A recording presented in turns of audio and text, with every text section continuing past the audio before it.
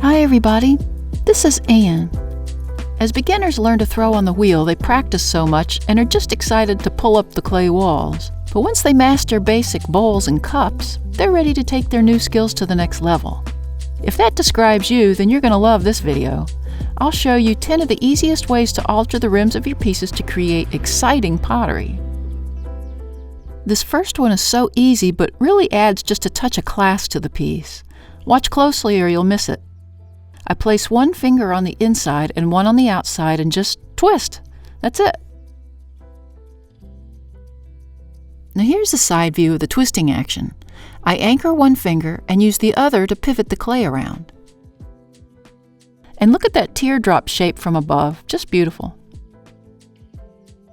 Next, you can take the simple twist with your fingers to both sides of the bowl. First, make light marks on the bowl with a needle tool, lining them up with the pegs on your bat. Now I'm making much deeper marks here so you can see them on the video, but you keep them shallow to prevent tearing. Now just like I did on the first bowl, I lined up my fingers on either side of the mark and twisted. I repeated that twist on the opposite side like this.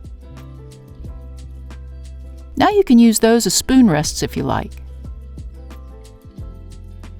For the third alteration, I'll create the tri-fold rim. I need to divide the rim in 3 sections. I placed a flat paint stick across the rim and centered my trim spinner on it.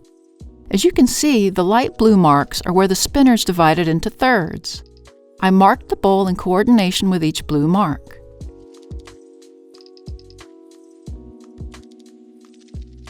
I used my finger to pull the clay out slightly along each mark, making sure to erase the indentations I made at each point.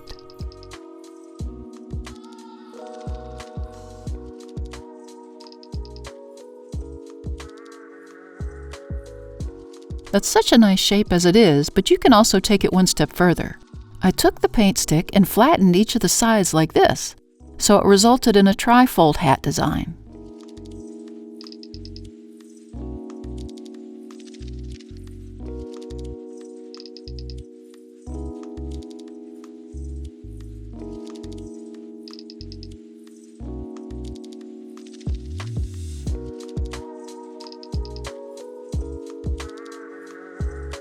Next, I'll show you a 4-sided rim.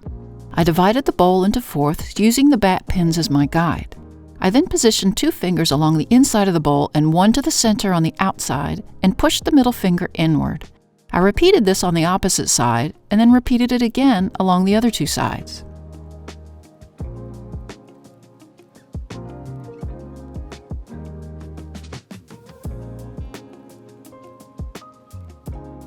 I then placed 2 fingers along each pinched-in edge and used a wet finger to round off each of the 4 sides to achieve this 4-leaf clover.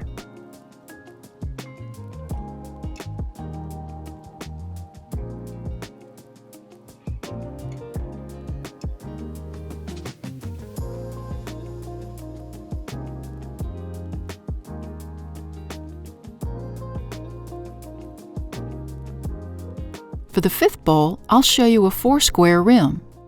I marked the bowl at the 4 corners and measured a 1/2 inch on either side and marked those, so now I have a total of 8 marks, with 2 marks at each corner evenly spaced.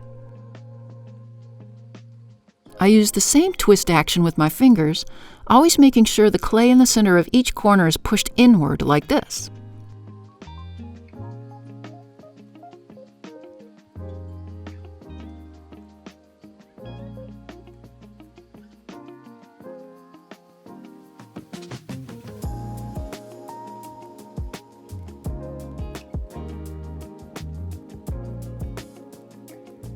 I repeated this on all 4 sides to create this almost medieval design. To take it one step further, you can use the paint stick again and flatten the sides like this to make it a little more masculine.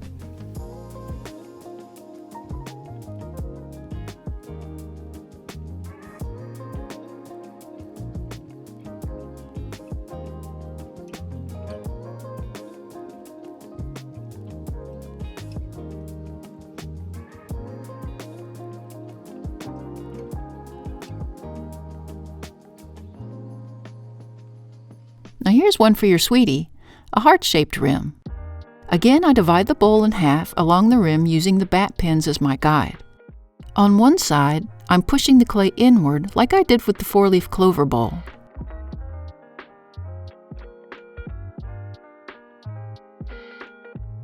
On the other side, I pull the clay outward like I did for the trifold bowl. To accentuate the heart shape, I rounded the clay on either side of the top dimple with a wet finger to create this romantic shape.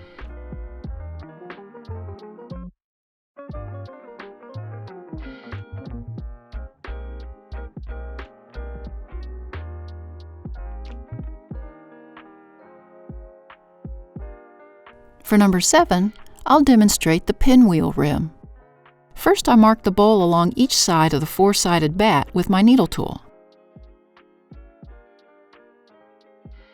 I made the first twist of the clay, so my outer finger twists inward and a bit sideways so the outer rim is almost flat along the side. I repeated the same twisting action along the opposite side of the bowl. It's important to make all the twists with the same finger on that outside position. That pinwheel shape, along with the spiral on the floor of the bowl, really gives it movement. Number 8 is what I'm calling a French-influenced rim. I divided and marked the rim into 4 sections. This time, I pushed the clay along each mark inward like we did previously to create the 4-leaf clover.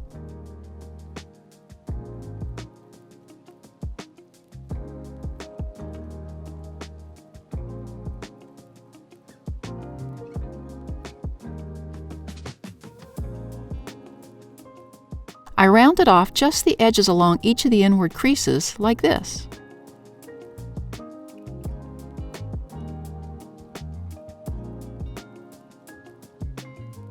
I then found the center of each leaf and pulled it outward, making sure to readjust the edges along either side.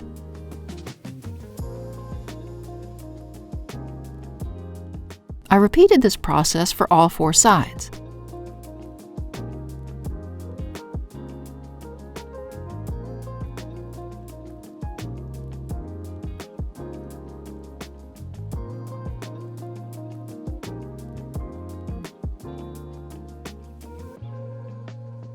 I had to go back around it one more time to make sure all my lines were symmetrical, but I love this sort of fleur-de-lis vibe.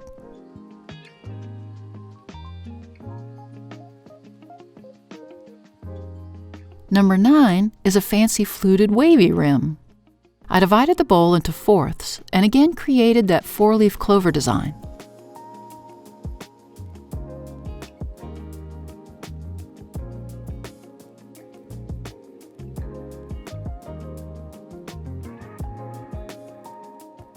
Like the last bowl, I rounded off just the clay along the sides of the inward pushed points.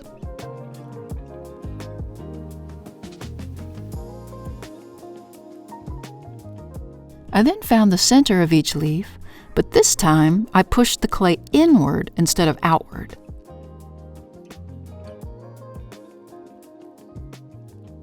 I went around the bowl one more time to make sure all the flutes were even and symmetrical. And here's how it came out. Very, very flowery. Finally, number 10 is the faux handle rim. I took a flat ruler and centered it along the rim to divide it in half and marked each side of the ruler.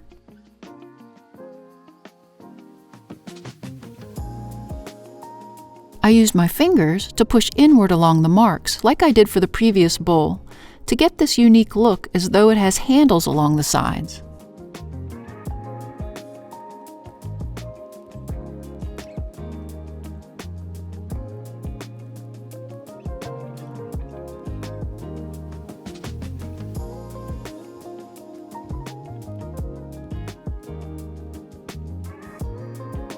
Just by using these simple finger techniques in various patterns and adjusting how I marked and divided the rim, the amount of ways to alter a rim are endless. I challenge you to create your own design and post it to the Pottery Studio Facebook group. If you like this video, please like, share, and subscribe to our channel. See you next time in the studio.